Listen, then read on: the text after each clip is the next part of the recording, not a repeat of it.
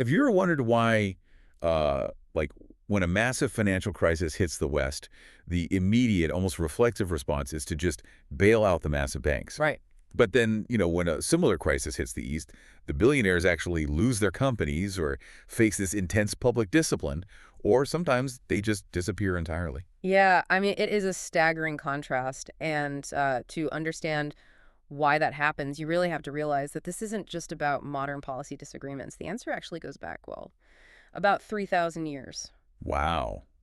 Okay, well, welcome to today's deep dive. It is Thursday, August 6th, 2026, and we have a massive, just paradigm-shifting mission for you today. We really do. We're going to completely shatter the standard lenses you probably use to view global politics.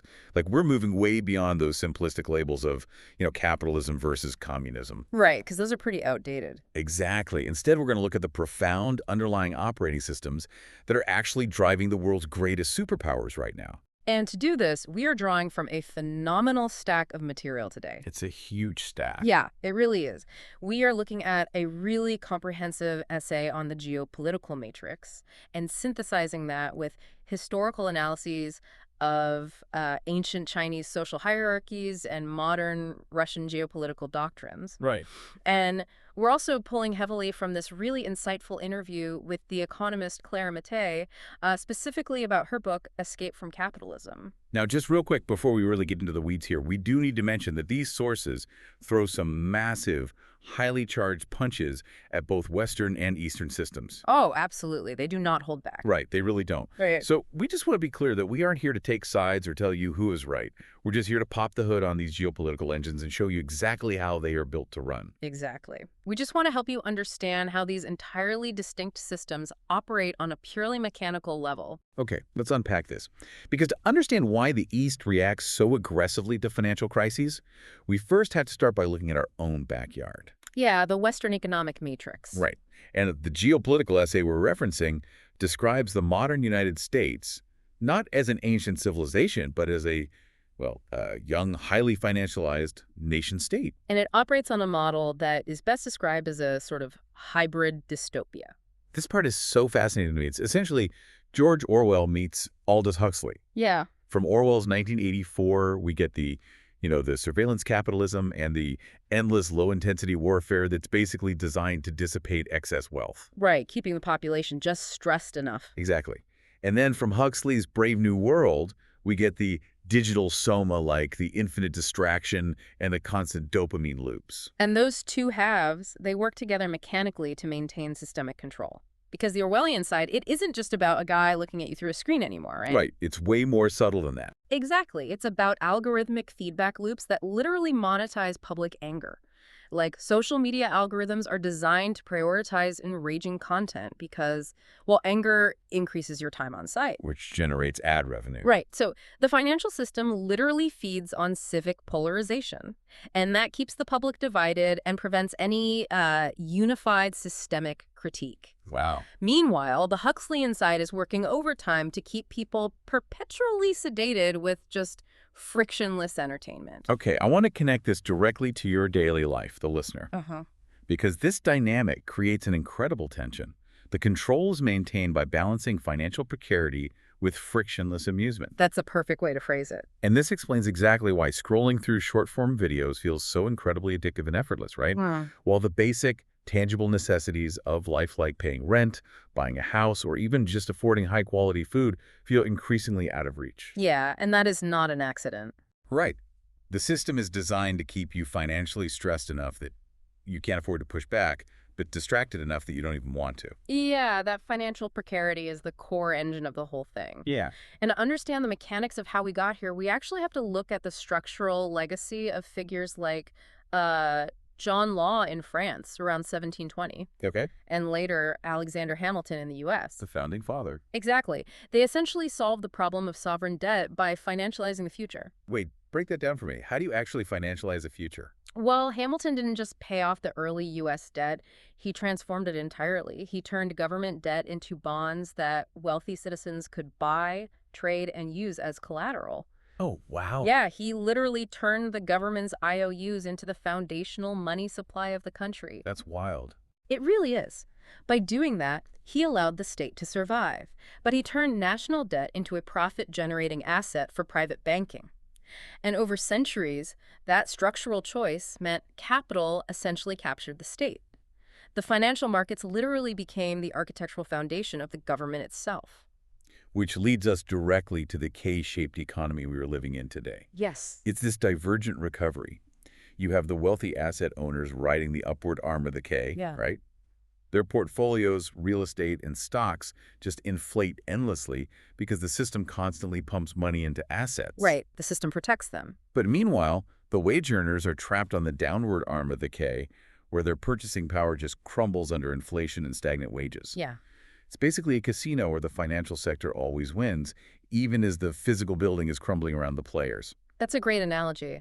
And that structural reality is shielded by what the economist Claire Mattei calls the austerity trinity. Right, the austerity trinity. Yeah, which is fiscal, monetary, and industrial austerity. Now, we are often told that austerity is just about being responsible, right? Like balancing national budget. It's like tightening the national belt. Exactly, but Mattei argues that that is a complete myth. Austerity is actually a political weapon used to shield capitalism and discipline labor. Okay, but how does that actually work in practice? Like, if a government cuts spending, how does that discipline a worker? Well, let's look at the three pillars. First, you have fiscal austerity. That means defunding public resources, so cutting healthcare, education, or social safety nets. Right. That makes workers more desperate to keep whatever job they have, no matter how bad the conditions are, because they don't have a safety net. Because they literally can't afford to quit. Exactly. Then you have monetary austerity, which involves the central bank raising interest rates. They explicitly do this to cool down the economy, which increases unemployment. Right, and if unemployment is high, workers lose their leverage. Precisely. It strips workers of their bargaining power for higher wages. And finally, you have industrial austerity, which is the deregulation of labor markets and the weakening of unions. Wow. So mechanistically, the system intentionally induces precarity to protect private command over investment. It ensures that profit margins aren't eaten up by wage increases. If we connect this to the bigger picture, the fatal flaw here is that this creates an economy based entirely on the extraction of value without actual production. Right. You have private equity and derivatives generating these massive, almost incomprehensible amounts of wealth without building any physical infrastructure. It's just numbers moving around on a screen. Yeah. And worse, you pair that with hypermobile wealth. This is capital that has absolutely zero loyalty to the nation and will instantly flee to tax havens at the first sign of trouble. Which sets the stage for a massive compounding problem. The U.S. is facing a staggering $38.9 trillion debt wall. It's an unbelievable number. It is. And we are approaching a point where the country spends more on interest payments than on national defense. The sources argue this could be a terminal limit to the Western model. Like, it's a late-stage empire caught in a scissor crisis of endless war inflation abroad and domestic hollowisation at home. Yeah, exactly. So the West's vulnerability is this hypermobile, loyal-to-nothing capital that has effectively captured the state. Right. Now, if you are a 3,000-year-old civilization watching this happen, you don't just try to lightly regulate that capital. You build an entirely different architecture to subordinate it. And that brings us to China. Exactly. Because the critical category error the West makes is assuming China is just a 20th century nation state that's like trying to be a liberal democracy but somehow failing. Right, that they're just on a delayed timeline or something. Yeah, but it's not. China is a 3,000-year-old civilization state.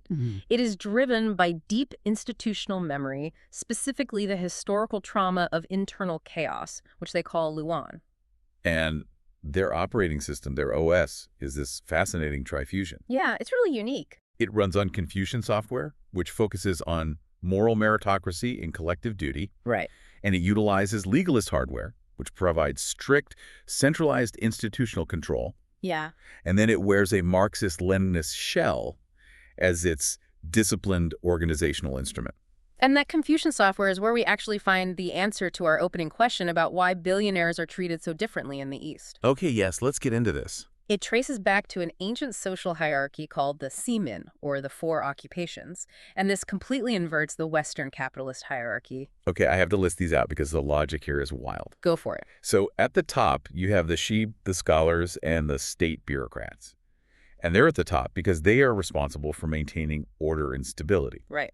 Second, you have the peasants and farmers, because they produce the physical food that literally keeps humanity alive. Makes sense. Third, the Bong, the artisans and engineers who make tangible, useful goods.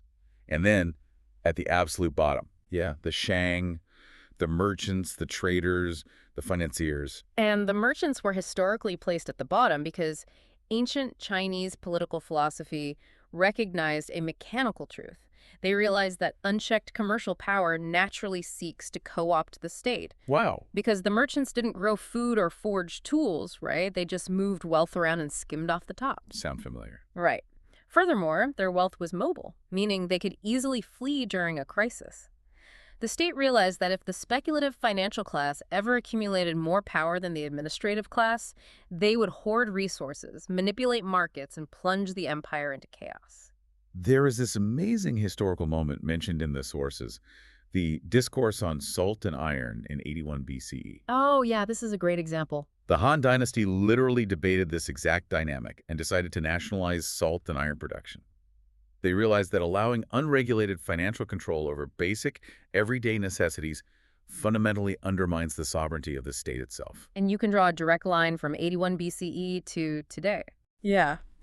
In the modern era, the Communist Party acts as the administrative elite. So when modern billionaires like Jack Ma with Ant Group try to build massive, unregulated, parallel financial architectures, the state crushes it immediately. They view it as the Shang class trying to usurp the Shay. Capital is welcomed, sure, but it is kept strictly subordinate to collective stability. This aligns perfectly with what Clara Matei points out. Right. She notes that China exercises structural leverage to discipline capital. It's a completely different logic focused on societal public goods, which you see in things like the Belt and Road Initiative, where they build physical infrastructure instead of just chasing immediate, quarterly corporate profits. Yeah, it's a completely different temporal horizon. But here's where it gets really interesting. I have to challenge this for a second. Okay, let's hear it. If they historically suppressed the merchant class to avoid greed, wouldn't that completely kill innovation? I mean, how is China competing so aggressively in AI, quantum computing, and green energy right now if they hate the Shang class? That is the exact tension the modern Chinese state is actively managing. They're essentially redefining the Shang class by splitting it in two. Oh, interesting. Yeah. On one hand, you have productive innovators, the people building semiconductors, aerospace tech, and green energy infrastructure. The state aggressively rewards them. They treat them almost as modern, high-level artisans or gong. Oh, I see. So if you're building something physical and tangible that strengthens national power, you're a hero. Exactly. And on the other hand, you have the financial speculators, so the shadow banking operators, the crypto miners, the real estate speculators who are driving up housing costs without adding productive value. Right. Those actors are heavily suppressed. The state is executing a strategy of state-directed innovation. They want to harness the explosive, innovative power of the market, but they keep the administrative leash tightly wound around the neck of the financial elite. It's all about balancing dynamism with ultimate stability. Okay, so if China is building this highly optimized material engine to subordinate capital, Russia is building an impenetrable fortress to lock it out completely. Yes. And both of these models prove the West has a massive blind spot. The blind spot is the assumption of linear evolution. The West essentially assumes that every nation secretly desires to become a liberal, financialized democracy. Right, like that's the ultimate end goal of history. Exactly. But Russia permanently broke from Western universalism after the 1990s. Right, the 90s economic collapse. But what actually happened mechanically when they tried Western shock therapy? Like, why did it fail so badly for them? Well, the Western idea was that rapid privatization of state industries would organically create a thriving free market. But mechanistically, it did the exact opposite. Oh, really? Yeah. State assets were sold off for pennies, which created this massive vacuum that was instantly filled by oligarchic monopolies, not competitive free markets. It led to plundered resources, massive capital flight, and just a devastating drop in life expectancies. It wasn't a free market, it was systemic plunder. Wow. And that trauma completely shattered the illusion of the Western model for them forever. So that shattered the illusion. What did they actually replace it with? Through elite policy centers like the Valdai Club. which is led by thinkers like Sergei Karganov, Russia, has codified a doctrine of Eurasianism and civilizational realism. Okay. They don't view themselves as a backward European periphery anymore. They view themselves as a distinct, independent Eurasian civilization, Mm-hmm. and they operate on this concept of Sobornost. Sobornost. Okay, so translated into practice, that's this idea of an organic spiritual unity with the collective. Right. It's a direct, intentional rejection of Western hyper-individualism. And economically, it translates to absolute autarky. Yes, autarky meaning total self-sufficiency. Right. And what that looks like on the ground is that they are entirely willing to suffer severe economic friction, massive sanctions, and get cut off from global consumer goods. Just completely isolated. Yeah, but they'll do it if it means they can protect their borders and remain totally self-sufficient in food, energy, and military production. They willingly trade frictionless consumerism for absolute defensive strategic depth. They are structurally designed to endure a siege. Are these countries just muddling through, though? Like, is this a highly calculated chess game, or are they just reacting to crises? What's fascinating here is the extreme intentionality behind it all. Neither China nor Russia is just stumbling around. There is a highly developed intellectual infrastructure driving this. Okay. In China, for example, there's a key figure named Wang Hening. He's widely considered the ideological architect behind their grand strategy for decades now. Oh, wait, is this the political theorist who spent a massive amount of time traveling across the U.S. in the late 1980s? Yes, that's him. He spent 6 months touring the U.S., visiting universities, rural towns, and corporate centers. And he wrote a book in 1991 called America Against America. Wow, 1991. Yeah, decades ago. And he diagnosed the exact vulnerabilities we're talking about today.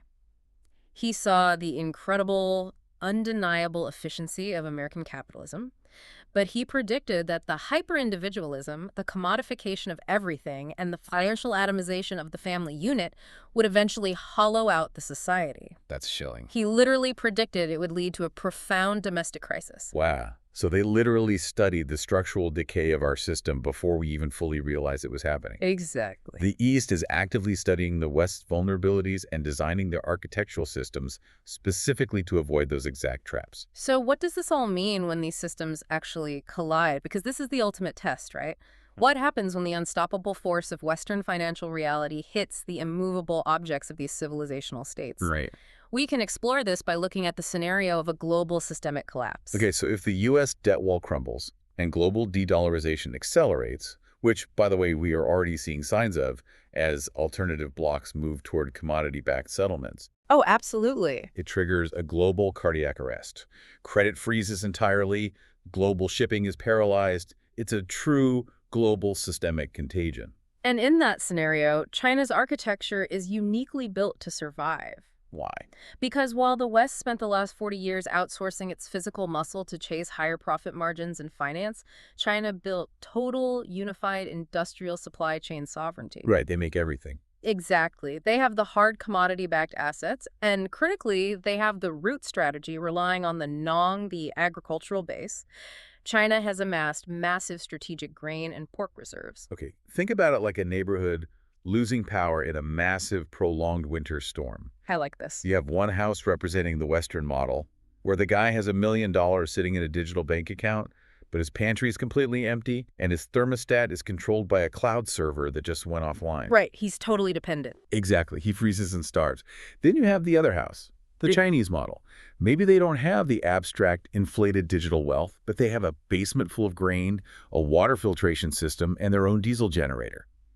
That house survives the freeze. That captures the dynamic perfectly, because in a sudden global crisis, the Chinese state can instantly nationalize industries, enforce strict price controls, and completely reallocate labor. Without asking permission. Right, without having to negotiate with private banks or worry about corporate shareholder value.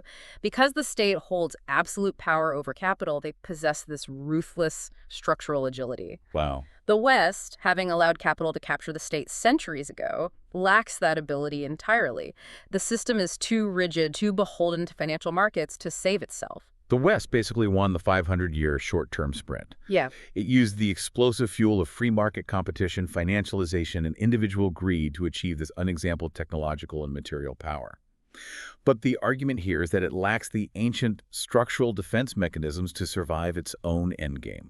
It's literally running out of the very fuel that built it. This has been an absolutely mind-bending journey today. It really is. We started by decoding the Orwell and Huxley hybrid dystopia of the modern West, unpacking how algorithmic surveillance and digital distraction keep us financially precarious but docile. Right. We explored how Hamilton and Law financialize the future, leading to a K-shaped reality where the house always wins. We traveled back 3,000 years to understand the four occupations of China and why they inherently distrust and subordinate speculative finance to protect the state. Yeah. We explored the impenetrable, traditionalist walls of the Russian sovereign citadel and their pursuit of autarky. And finally, we looked at the ultimate survival test. What happens when hard physical assets face off against paper wealth in a global collapse? The real value for you, the listener, is taking this framework and applying it to the world around you right now.